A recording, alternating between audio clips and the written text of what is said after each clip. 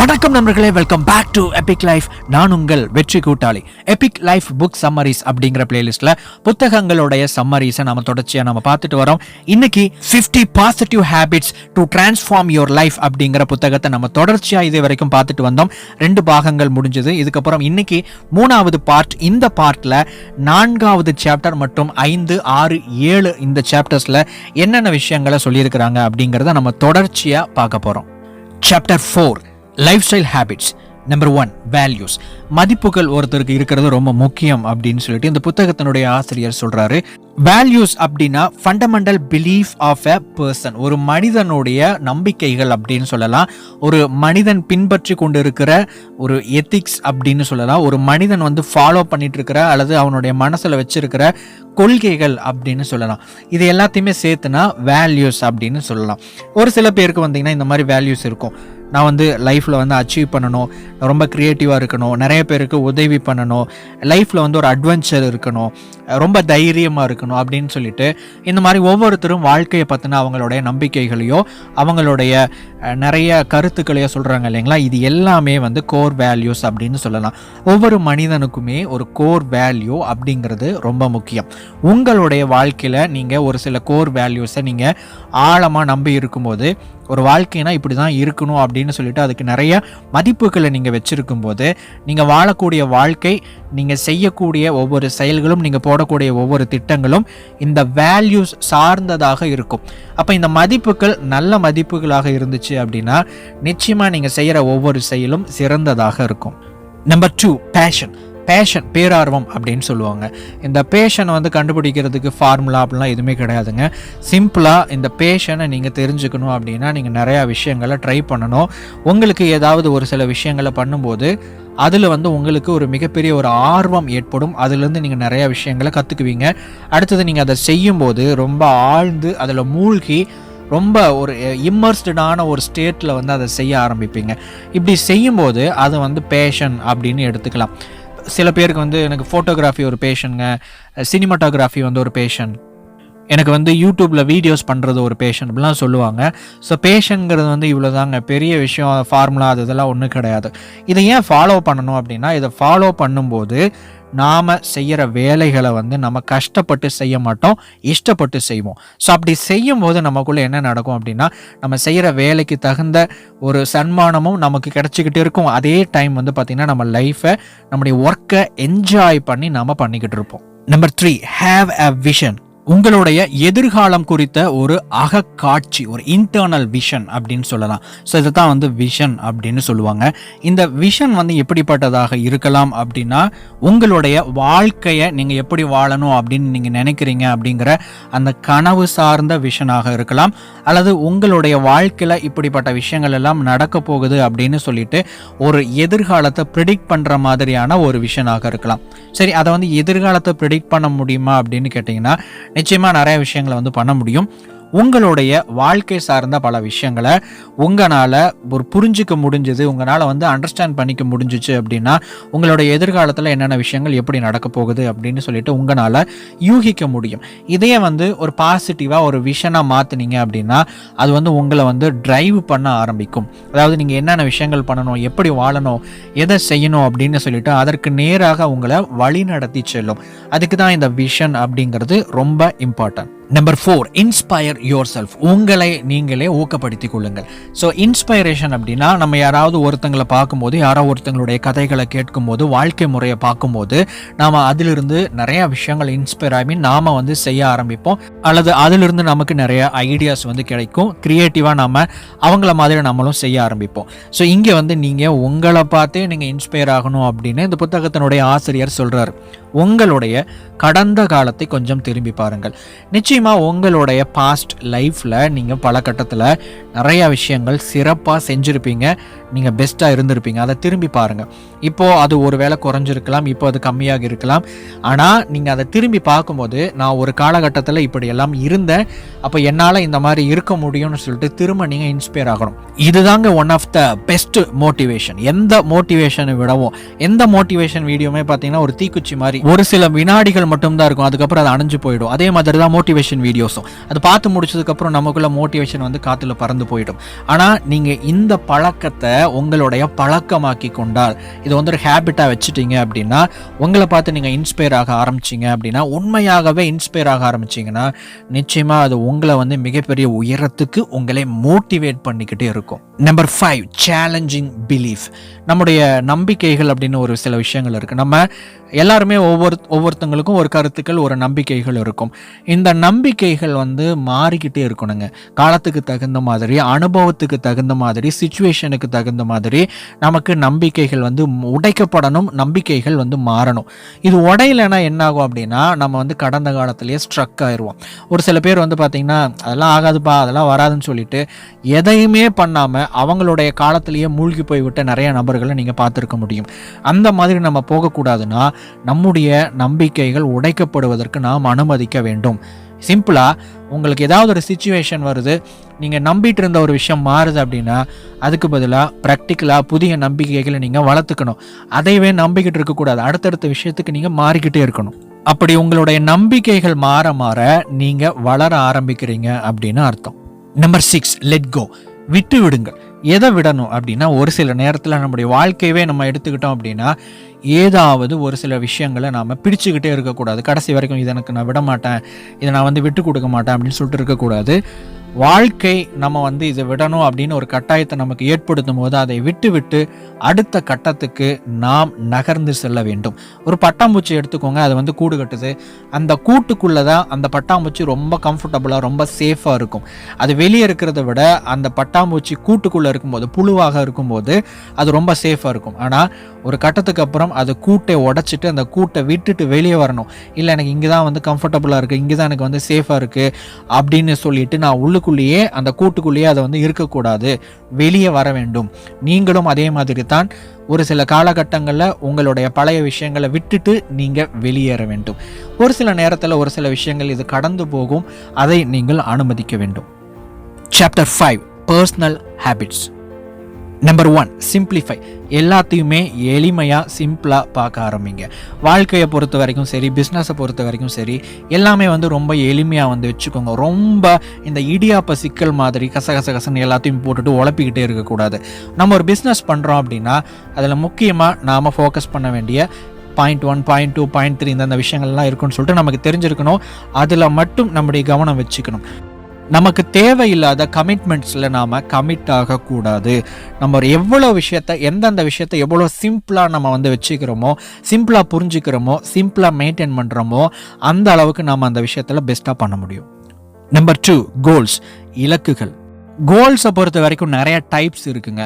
Achievement goals அப்படின்னு சொல்லலாம், development goals அப்படின்னு சொல்லலாம், பர்சனல் கோல்ஸ் அப்படின்னு சொல்லலாம். ஸோ இந்த மாதிரி இப்போ அச்சீவ்மெண்ட் கோல்ஸ் அப்படின்னா, நம்ம இருக்கக்கூடிய ஒரு துறையில் ஒரு விஷயத்தை நம்ம அச்சீவ் பண்ணணும், அதை வந்து நம்ம டார்கெட்டாக ஒரு எய்மாக வச்சு நம்ம போகிறது வந்து அச்சீவ்மெண்ட் கோல் அப்படின்னு சொல்லுவாங்க. அதே மாதிரி டெவலப்மெண்ட் கோல்ஸ் அப்படின்னா, இப்போ யாரோ ஒரு பிஸ்னஸ் பண்ணிக்கிட்டு இருக்கிறாங்க அப்படின்னா, அந்த பிஸ்னஸை அடுத்த கட்டத்துக்கு நம்ம நகர்த்தி செல்வதற்கு நம்முடைய லைஃப்லேயோ நம்முடைய எம்ப்ளாய்மெண்ட்லேயோ அடுத்தடுத்த கட்டத்துக்கு போகிறதுக்கு இலக்குகளை உருவாக்கி நம்ம பிளான் பண்ணுறது. இப்போது நமக்கு எப்போ எந்த மாதிரியான இலக்குகள் தேவை, எந்த மாதிரியான இலக்குகளை உருவாக்கணும் அப்படிங்கிறது நமக்கு தெரிஞ்சிருக்கணும். நம்ம வந்து எப்போ பார்த்தாலும் லைஃப் ஓரியன்டான கோல்ஸை மட்டுமே உருவாக்கிட்டு இருக்கக்கூடாது. எப்போ பார்த்தாலும் ஃபைனான்ஷியல் கோல்ஸை மட்டுமே உருவாக்கிட்டு இருக்கக்கூடாது. எப்போ பார்த்தாலுமே ஃபிட்னஸ் கோல்ஸை மட்டுமே உருவாக்கிட்டு இருக்கக்கூடாது. அந்தந்த டைமுக்கு அந்தந்த காலகட்டம் இருக்கும். இப்போ உங்களுக்கு ரொம்ப முக்கியமாக என்னென்ன விஷயங்கள் தேவை அப்படின்னு யோசிச்சு பாருங்க. அது சார்ந்த இலக்குகளை உருவாக்குங்க. இதை அடைஞ்சதுக்கப்புறம் அடுத்தடுத்த இலக்குகளை உருவாக்கி கொண்டே இருங்கள். இலக்குகளை எப்பொழுதும் மாற்றிக்கொண்டும் உருவாக்கி கொண்டும் இருங்கள். நிச்சயமா நீங்க முன்னேறிக்கிட்டே இருப்பீங்க. நம்பர் 3, பிகினிங் அ ப்ராஜெக்ட். ஒரு விஷயத்தை நாம் இலக்குகளை உருவாக்குறதோடு நிற்காம அதை ஆரம்பிக்கவும் நாம் வந்து இது பண்ணணும். ஏன்னா நிறைய பேர் வந்து பார்த்திங்கன்னா ஒரு விஷயத்தை பற்றி ரொம்ப ஆழமாக டிஸ்கஸ் பண்ணுறாங்க, நிறைய பேர்த்துக்கிட்ட பேசுகிறாங்க, அதுக்காக டைம் எல்லாம் வந்து செலவு பண்ணுறாங்க, அதை பற்றி நிறையா ஸ்டடி பண்ணுறாங்க, அதுக்கப்புறம் விட்டுடுறாங்க. முதல் விஷயம் என்னென்னா, நம்ம வந்து ஒரு ப்ராஜெக்டை ஆரம்பிக்கணும் அப்படின்னா நமக்கு ஒரு கோல் தேவைப்படுது. அந்த கோல் ஓரியன்டாக நம்ம வந்து ஸ்டடி பண்ணும்போது முன்னாடியே இது நமக்கு ஆகுமா ஆகாதா, இதுக்கு நம்ம இன்ட்ரெஸ்ட் இருக்கா இல்லையா, இதை நம்மளால் வந்து பண்ண முடியுமா பண்ண முடியாதாங்கிறது நமக்கே வந்து தெரியும். இதை தெரிஞ்ச விஷயத்தில் கோல்ஸை உருவாக்கி நீங்கள் நிறையா விஷயங்கள் டிஸ்கஸ் பண்ணி அனலைஸ் பண்ணி நிறைய விஷயங்கள் லேர்ன் பண்ண ஆரம்பிச்சிங்கன்னா உங்களால் கண்டிப்பாக அந்த ப்ராஜெக்டை வந்து ஸ்டார்ட் பண்ணுவீங்க. இது இல்லாமல் நம்ம வந்து பணத்துக்காகவோ இல்லை ஒரு சில அவுட்கம்காகவோ மட்டுமே நம்ம அதை மட்டுமே வச்சுட்டு அதை மட்டுமே கோலாக வச்சுக்கிட்டு நம்ம ஒரு விஷயத்த ப்ராஜெக்ட் பண்ணணும் அப்படின்னு நம்ம என்ன தான் ரிசர்ச் பண்ணாலும் அதில் நமக்கு ஒரு பிடி கிடைக்காது. ஸோ எதை பண்ணணும் எதை பண்ணக்கூடாதுன்னு ஒரு விஷயங்கள் இருக்குது. அதை நீங்கள் சரியாக பண்ணிங்கன்னா அடுத்தது நீங்கள் செய்ய வேண்டிய ஒரு விஷயம் ப்ராஜெக்டை வந்து நீங்கள் உடனடியாக ஸ்டார்ட் பண்ணணும். இதை பண்ணினாவே நீங்கள் ப்ராஜெக்டை வந்து ஸ்டார்ட் பண்ணுவீங்க. Number 6 developing habits. Number 1 productivity. நீங்கள் ப்ரொடக்டிவாக இருக்கிறீங்களா அப்படிங்கிறதான் இங்கே வந்து கேள்வியே. செயல்திறன் அப்படிங்கிறது என்னென்னா, இப்போது ஒரு நாளைக்கு நீங்கள் காலையில் 9 மணிலேருந்து 5 மணி வரைக்கும் நீங்கள் வேலை செய்யக்கூடிய இடத்துல உட்காந்துருக்கிறீங்க அப்படின்னா அது வந்து ஒரு டைமை பொறுத்த வரைக்கும் காலையில் 9 to 5 அப்படிங்கிற ஒரு ஜாப்லேயோ ஒரு பிஸ்னஸ்லேயோ நீங்கள் இருக்கிறீங்க அப்படிங்கிறது ஒரு முக்கியம் இல்லை. அந்த 9 மணிலேருந்து 5 மணி வரைக்கும் இருக்கக்கூடிய அந்த நேரத்தில் எவ்வளோ விஷயங்களை நீங்கள் ப்ரொடக்டிவாக பண்ணுறீங்க. இப்போ உதாரணத்துக்கு நீங்கள் சேல்ஸில் இருக்கிறீங்கன்னா எந்த அளவுக்கு அதிகமாக நீங்கள் விற்பனைகளை செய்து கொண்டு இருக்கிறீர்கள். ப்ரொடக்ஷனில் இருக்கிறீங்கன்னா எந்த அளவுக்கு அதிகமாக ப்ரொடக்ஷனில் இருக்கிறீங்க. அப்போ மிச்சம் இருக்கிற நேரம் எப்படி நீங்கள் பயன்படுத்துகிறீங்க அப்படிங்கிறதான் வந்து இந்த இடத்துல ப்ரொடக்டிவிட்டி அப்படிங்கிறது. அப்போ 1 மணி நேரம் சும்மா உட்கார்ந்துருக்கிறது முக்கியம் இல்லை. அந்த 1 மணி நேரத்தில் நம்ம எவ்வளோ வேலைகளை செஞ்சு அவுட்கம்மை உருவாக்கணும் அப்படிங்கிறது தான் வந்து ப்ரொடக்டிவிட்டி. ஸோ நீங்கள் ப்ரொடக்டிவாக இருக்கிறதுக்கு மட்டும் அதிகமான கவனத்தை கொடுத்துக்கிட்டே இருக்கணும். எப்படி பார்த்தாலும் இந்த ப்ரொடக்டிவிட்டியை நான் எப்படி அதிகப்படுத்தலாம், இதுக்கு நான் என்னென்ன விஷயங்களை கற்றுக்கணும், இதுக்கு நான் என்னென்ன விஷயங்களை செய்யணும் அப்படிங்கிற கேள்விகளை மட்டும் நீங்கள் கேட்டுக்கொண்டிருந்தால் நிச்சயமாக உங்களுடைய ப்ரொடக்டிவிட்டி அதிகமாகும் போது உங்களுடைய வாழ்க்கையினுடைய பல அம்சங்கள் அதிகரிக்க ஆரம்பிக்கும். Number 2 establishing your priority. உங்களுடைய டைம் ப்ரையாரிட்டி. இது வந்து ஒரு டைம் மேனேஜ்மெண்ட் அப்படின்னு சொல்லலாம். எந்தெந்த வேலைகளுக்கு எந்தெந்த நேரத்தில் முக்கியத்துவம் கொடுக்கணும், எதை முதல்ல செய்யணும், எதை 2வது செய்யணும், எதை 3வது செய்யணும் அப்படின்னு சொல்லிட்டு ஒரு சில விஷயங்கள் இருக்குது. இதை நீங்கள் வந்து ஃபாலோ பண்ணணும். உதாரணத்துக்கு இன்றைக்கி நீங்கள் ஏதாவது ஒரு வேலையை செய்ய போகிறீங்க அப்படின்னா இது எந்த அளவுக்கு இம்பார்ட்டன்ட், இதை விட ரொம்ப முக்கியமான வேலைகள் ஏதாவது இருக்கா, அவசரமாக செய்ய வேண்டிய வேலைகள் ஏதாவது இருக்கா அப்படின்னு சொல்லிட்டு நீங்கள் அந்த விஷயங்களை வந்து அனலைஸ் பண்ண ஆரம்பிக்கணும். இதை புரிஞ்சுக்கிறதுக்கு டைம் மேனேஜ்மெண்ட் பற்றின ஒரு குவாட்ரண்ட்டை வந்து இப்போ நம்ம பார்க்கலாம். இந்த குவாட்ரண்ட்டை பொறுத்த வரைக்கும் 4 விஷயங்கள் இருக்குது. முதலாவது இம்பார்ட்டண்ட் அர்ஜென்ட், ரொம்ப முக்கியமானது, அவசரமாக செய்யக்கூடிய வேலைகள் வந்து நீங்கள் கட்டாயமாக செஞ்சுதாகணும். அதை வந்து எவ்வளோ சீக்கிரம் செய்ய முடியுமோ அந்த மாதிரியான வேலைகளை நீங்கள் வந்து செய்யணும். அடுத்தது இம்பார்ட்டண்ட் நாட் அர்ஜென்ட், முக்கியம்தான் ஆனால் இப்போ செய்ய வேண்டியதில்லை அப்படிங்கிறத நம்ம முதல் வேலையை செய்யாமல் கொஞ்சம் தள்ளி போட்டு அதற்கான நேரத்தை ஒதுக்கி நம்ம பண்ணலாம். 3வது நாட் இம்பார்ட்டன்ட் அர்ஜென்ட், முக்கியம் இல்லை ஆனால் இப்போ நமக்கு இப்போ ஏதோ ஒன்று விஷயம் பண்ணணும் அப்படிங்கிற மாதிரி ஒரு அவசர விஷயமா ஒரு வேலை வருது அப்படின்னா அது வந்து நம்முடைய இன்ட்ரப்ஷன்ஸ் அப்படின்னு சொல்லலாம். இன்ட்ரப்ஷன் அப்படின்னா நமக்கு வந்து ஏதாவது ஒரு தடைகளை ஏற்படுத்துகிற மாதிரியோ அல்லது நம்மளை டிஸ்டர்ப் பண்ணுற மாதிரியான விஷயங்கள். இப்போ நம்ம வெளியே கிளம்பிட்டு இருக்கிறோம், முக்கியமாக திடீர்னு யாராவது ஒருத்தங்க நம்ம வீட்டுக்கு நம்ம பார்க்க வந்துட்டாங்க அப்படின்னா அது வந்து இம்பார்ட்டன்ட் இல்லை ஆனால் அவங்கள தவிர்க்க முடியாது. ஸோ அப்போ நம்மளுடைய வேலையை வந்து அவங்க ஒரு தடைகள் மாதிரி அவங்க வந்து வர்றாங்க, இன்ட்ரப்ஷன்ஸ் மாதிரி வர்றாங்க. 4வது category not urgent not important, அது முக்கியமும் இல்லை அது அவசரமும் இல்லை அப்படின்னா அந்த மாதிரியான வேலைகளை நாம் செய்வதற்கு தவிர்க்க வேண்டும். அது ஒரு சில நேரத்தில் ஒரு என்டர்டெயின்மெண்ட் மாதிரி இந்த மாதிரி சின்ன சின்ன விஷயங்கள் இருக்கலாம். ஸோ முக்கியமும் இல்லை அர்ஜென்ட்டும் இல்லை அப்படின்னா அதை முடிஞ்ச வரைக்கும் தவிர்க்கிறது நல்லது. அது வந்து மோஸ்ட்லி நம்முடைய நேரத்தை டைமை வந்து வேஸ்ட் பண்ணுற மாதிரியான வேலைகளாகத்தான் இருக்கும். Number 3 wake up early. காலையில் நேரமே எழுந்திருக்கிறது. நேரமே அப்படின்னா எந்த டைம் அப்படிங்கிறது இந்த இடத்துல ஒரு கேள்வி வருது. பொதுவாக நிறைய பேர் என்ன சொல்லுவாங்க அப்படின்னா காலையில் 4 மணிக்கு எழுந்திருச்சா எல்லாருமே வந்து கோடீஸ்வரன் ஆகலாம், மிகப்பெரிய பணக்காரங்க எல்லாருமே 4 மணிக்கு எழுந்திருப்பார்கள் அப்படிங்கிறது வந்து சுத்தமான பச்சை பொய்ங்க. இது உண்மையே கிடையாது. என்ன காரணம் அப்படின்னா எல்லாருமே 4 மணிக்கு எழுந்திருக்கிறவர்கள் இல்லை. அவங்களுடைய நேரத்துக்கு வேலைக்கு தகுந்த மாதிரி அவங்க வந்து எழுந்திருப்பாங்க. ஒரு சில பேர் 10 மணிக்கு எழுந்திருக்கிறவங்க இருக்கிறாங்க, 11 மணிக்கு எழுந்திருக்கிறவங்க இருக்கிறாங்க, 7 மணிக்கு எழுந்திருக்கிறவங்க இருக்கிறாங்க, 4 மணிக்கு எழுந்திருக்கிறவங்களும் 3 மணிக்கு எழுந்திருக்கிறவங்களும் இருக்கிறாங்க. அவங்களுக்கு அவங்களுடைய வேலைக்கு தகுந்த மாதிரி அவங்களுடைய டைமை வந்து அவங்க ஷெட்யூல் பண்ணி வச்சுருப்பாங்க. இதுதான் விஷயம். ஸோ நம்ம எந்த டைமுக்கு எழுந்திருக்கணும்னு சில விஷயங்கள் இருக்குங்க இந்த இடத்துல. ஸோ எல்லாருமே 4 மணிக்கு எழுந்திருக்கணும் அப்படின்னு சொல்லிட்டு நான் தூங்குறதே 1 மணி தான் ஆனால் நான் 4 மணிக்கு எழுந்திருப்பேன் அப்படிங்கிறதெல்லாம் வந்து ப்ராக்டிக்கலி பாசிபிள் இல்லை. எனர்ஜி லெவல் கம்மியாகும், மைண்டு வந்து டிஸ்டர்ப் ஆகும், இந்த மாதிரி நிறைய விஷயங்கள் வரும். உங்களால் எந்த டைமுக்கு எழுந்திருக்க முடியுமோ அந்த டைம்ல இருந்து மினிமம் ஒரு மணி நேரம் முன்னாடி நீங்கள் எழுந்திருக்கிறதுக்கு முயற்சி பண்ணினீங்க அப்படின்னா உங்களுடைய நிறைய வேலைகளை நீங்கள் ஈஸியாக வந்து செஞ்சுக்க முடியும். ஸோ இதுதான் வந்து இங்கே concept.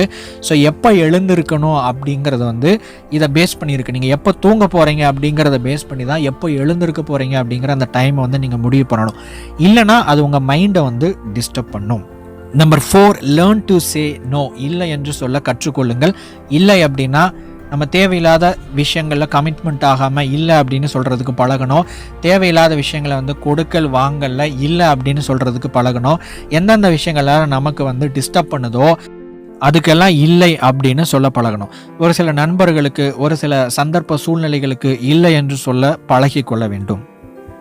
Chapter 7, number 1, identify 5 habits. இப்போ இது வரைக்கும் நம்ம நிறைய ஹேபிட்ஸை வந்து நம்ம பார்த்தோம். Life style habits, mental habits இப்படிலாம் வந்து பார்த்தோம்.